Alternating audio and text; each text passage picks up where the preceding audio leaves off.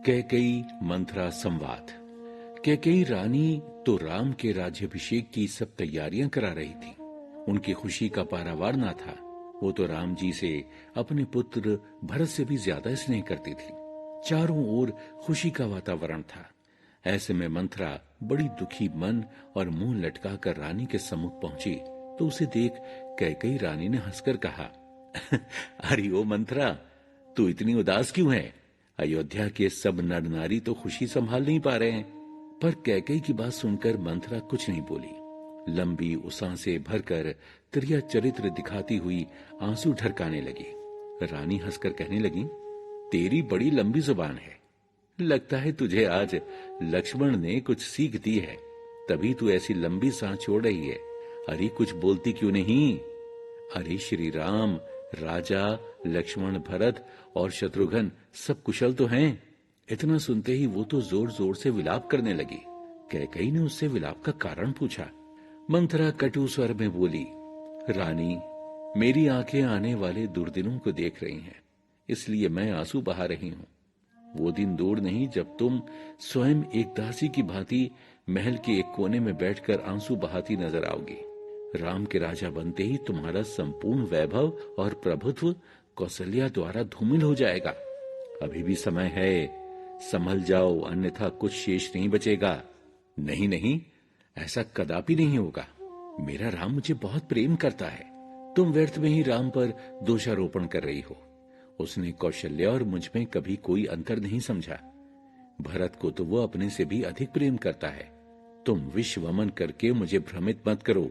कैकेयी ने कठोरता के साथ प्रतिरोध किया। मंथरा पुनः विलाप करते हुए बोली, अरे रानी, तुम्हारी तो मति मारी गई है। जिस कौशल्या को तुमने अनेक बार नीचा दिखाया, क्या वो तुम्हें इसी प्रकार छोड़ देगी? नहीं, तुम देखना, राम के राजा बनते ही वो तुमसे गिन गिन कर बदला लेगी। कौशल्या के कहने पर ही राजा दशरथ राम का राज्याभिषेक उस समय कर रहे हैं जब भरत और शत्रुघ्न अपने ननिहाल गए हुए हैं। आखिरकार मंथरा के बार बार कहने पर कैकेयी का मन विचलित हो गया। वो भयभीत होकर, मंथरा, तुम ठीक कहती हो, परंतु अब क्या हो सकता है? कल राम का राज्याभिषेक हो जाएगा। मुझे इससे निपटने का कोई मार्ग नहीं सूझ रहा। अब तुम ही कोई उपाय बताओ। फिर उपाय पूछते और मंथरा को विश्वास दिलाती हुई कैकेयी बोली, आज मैंने जाना कि तू मेरा कितना भला सोचती है। मैं तेरे कहने से कुएं में गिर सकती हूँ, पुत्र और पति को भी छोड़ सकती हूँ। भला जब तू मेरी इतनी चिंता करती है, मेरे दुख को नहीं देख सकती, तो मैं भी अपने हित के बारे में क्यों न सोचूं? रानी को पूरी तरह अपने वश में जानकर कुबुद्धि मंथरा कहने लगी, हे स्वामीन, आपने एक बार मुझे एक कथा सुनाई थी, आपको याद है कि नहीं? अरे वही, तुम्हारे 2 वरदान अभी तक राजा के पास धरोहर हैं। आप उन्हीं वरदानों को मांगकर अपनी छाती ठंडी करो। पुत्र भरत को राज्य और राम को वनवास देकर अपनी सौत कौशल्या का सारा सुख अपनी झोली में भर दो। और सुनो, जब राजा दशरथ राम की कसम खा लें, तब वर मांगना, जिससे राजा अपने वचन से मुकरे नहीं, समझी? फिर मंथरा ने बड़ी चालाकी से कहा, हे स्वामीन, राजा आपको बहुत प्रकार से फुसलाने की कोशिश करेंगे, आपको अपने प्यार का वास्ता देंगे। अब तुम कोप भवन में जाओ और सब काम बड़ी होशियारी से करना। राजा पर सहजे विश्वास न कर लेना। कैकेयी ने मांगे 2 वरदान। अपनी दासी की सराहना करती हुई रानी कोप भवन में जाकर लेट गई। उसने सब अलंकार और आभूषण उतारकर फेंक दिए, सारे सौभाग्य सूचक पोंछ डाले। उधर राजमहल और नगर में खुशियों की धूम मच रही है। इस कुचाल के बारे में राजमहल में किसी को कोई जानकारी नहीं थी। सची कहा गया है, कुसंगति पाकर कोई भी नष्ट हो सकता है। कुसंगति होती ही ऐसी है। नीच के मत के अनुसार चलने से अच्छे भले मनुष्य की बुद्धि को भी काट मार जाता है। संध्या समय राजा दशरथ बड़े ही प्रसन्न मन और आनंद के साथ कैकेयी के महल में गए तो कैकेयी के कोप भवन में होने की बात सुनकर राजा सहम गए। अनिष्ट की आशंका से उनके पैर आगे की ओर नहीं बढ़ते हैं। राक्षसों से भी भय नहीं खाने वाले राजा दशरथ स्त्री का क्रोध सुनकर जड़वत हो गए। फिर डरते डरते राजा अपनी प्यारी कैकेयी के पास गए। कैकेयी की वो अवस्था देखकर राजा को बड़ा दुख हुआ। कुछ साहस कर राजा अत्यंत कोमल वाणी से बोले, हे प्राण प्रिय, तुम किस लिए रूठी हो? राजा उसे स्पर्श करते हैं तो वो उनका हाथ झटक देती है और क्रोध में क्रूर नागिन सी दिखती है। राजा बार बार उनकी उदासी का कारण पूछते हुए कहते हैं, हे प्रिय, तुम मुझे बताओ, किसने तुम्हारा अपमान करने की हिम्मत की? किसने तुम्हारा अनिष्ट किया है? मैं राम की सौगंध खाकर कहता हूं कि मेरा तुमसे कोई छिपाव नहीं है। मैं तुम्हारी हर बात मानने को तैयार हूं। तुम ये वेश त्यागो और आभूषण धारण करो। ये सुनकर कैकेयी हंसती हुई उठ बैठी, अपने गहने पहनने लगी, मानो कोई भिलिनी मृग को देखकर फंदा तैयार कर रही हो। अपने मन में कैकेयी को सुहृद देखकर राजा दशरथ प्रेम से बड़ी कोमल वाणी में बोले, हे भामिनी, मुझे तसल्ली हो गई। तुम तो जानती ही हो, नगर में घर घर आनंद के बधावे बज रहे हैं। मैं कल ही राम को युवराज पद दे रहा हूं, इसलिए तुम प्रसन्न हो जाओ। ये सुनते ही रानी का हृदय दहक उठा, मानो पका हुआ फोड़ा फूट पड़ा हो। परंतु कैकेयी ने अपने क्रोध को दबा लिया।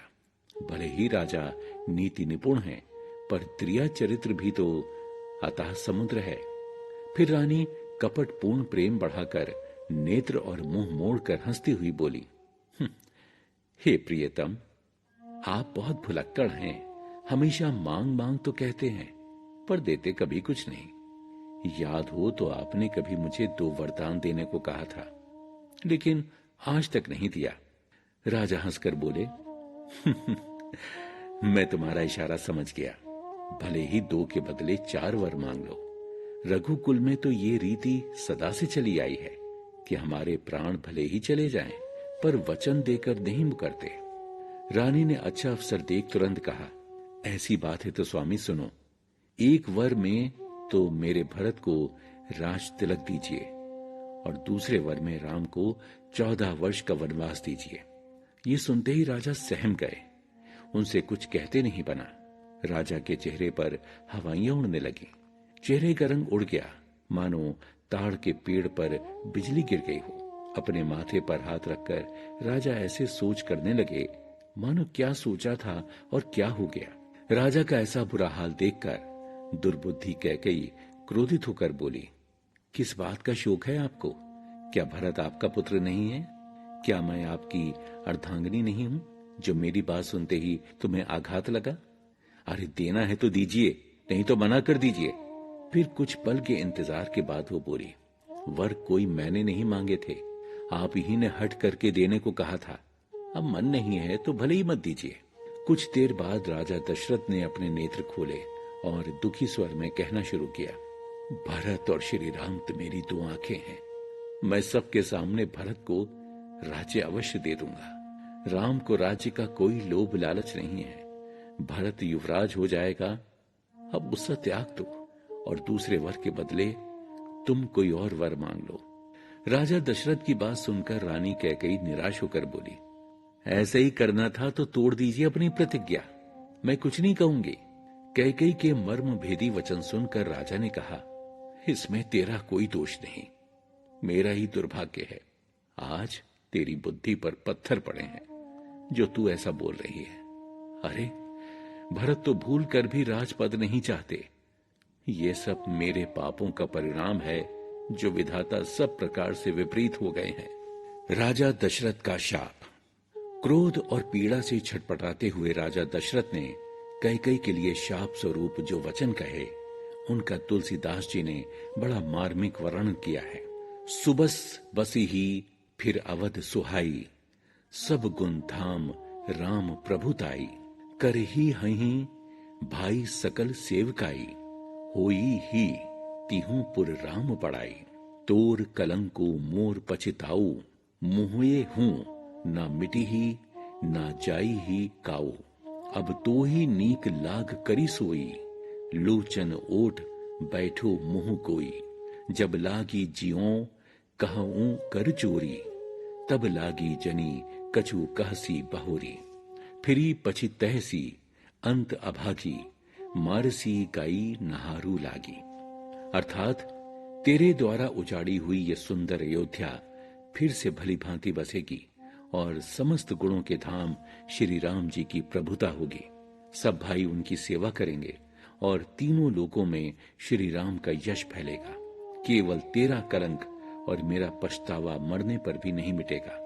ये किसी तरह नहीं जाएगा। अब तुझे जो अच्छा लगे वही कर, मुझे अपना मुंह मत दिखा, मेरे सामने से हट जा। मैं हाथ जोड़कर कहता हूं कि जब तक मैं जिंदा हूं मुझसे ना बोलना। अरे अभागिन, अंत में तू पछताएगी जो तांत के लिए गाय को मार रही है। राजा ने नाना प्रकार से रानी को समझाया कि तू क्यों सर्वनाश कर रही है।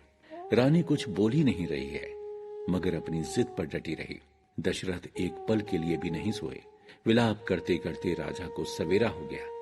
बाहर द्वार पर भाट लोग विरुदावली बखान रहे हैं, गवैये गुणों का गान कर रहे हैं, पर राजा के कानों में वो स्वर बाण जैसे लगते हैं।